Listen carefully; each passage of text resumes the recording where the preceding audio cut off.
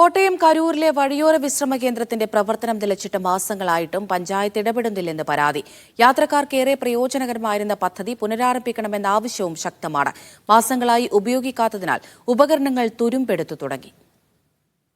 പാലാ തൊടുപുഴ റോഡിൽ അല്ലപ്പാറയിൽ 2 വർഷം മുമ്പാണ് വഴിയോര വിശ്രമ കേന്ദ്രം നിർമ്മിച്ചത്.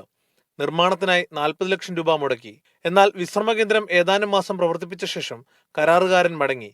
ഇതോടെ സാധന സാമഗ്രികളെല്ലാം തുരുമ്പെടുത്തു തുടങ്ങി. യാത്രക്കാർക്ക് വിശ്രമിക്കുന്നതിനും ഭക്ഷണം കഴിക്കുന്നതിനും പ്രാഥമിക ആവശ്യങ്ങൾ നിർവഹിക്കുന്നതിനുമൊപ്പം കുട്ടികൾക്ക് ഉല്ലസിക്കുന്നതിനും കേന്ദ്രം സഹായകരമായിരുന്നു. അവിടെ ആളുകൾക്ക്, പ്രത്യേകിച്ച് കുട്ടികൾക്കൊക്കെ വിശ്രമിക്കാനുള്ള അല്ലെങ്കിൽ ഒരു പാർക്ക് പോലെ സൈഡിൽ ക്രമീകരിച്ചിരുന്നു. അതൊക്കെ തകർത്ത് അന്ന് ഒരു സ്വകാര്യ വ്യക്തിക്ക് ഹോട്ടലിന് വേണ്ടി ആ കെട്ടിടം അത് വിട്ടുകൊടുക്കുകയും അവിടെ ഹോട്ടൽ നിർമ്മിച്ചു കുറെ ഈ പറഞ്ഞ വലിയ അഴിമതി നടന്നതിന് ശേഷം ഇന്ന് കുട്ടികൾക്ക് കളിക്കാനുള്ള കളിപ്പാട്ടങ്ങൾ പോലും അവിടെ നശിപ്പിക്കപ്പെട്ടിരിക്കുന്നു. വലിയ അഴിമതി നടന്നിട്ടുണ്ട്. അതേസമയം കുടുംബശ്രീയെ ഏൽപ്പിച്ച് പദ്ധതി പുനരാരംഭിക്കുമെന്ന് പഞ്ചായത്ത് ഭരണസമിതി വ്യക്തമാക്കി.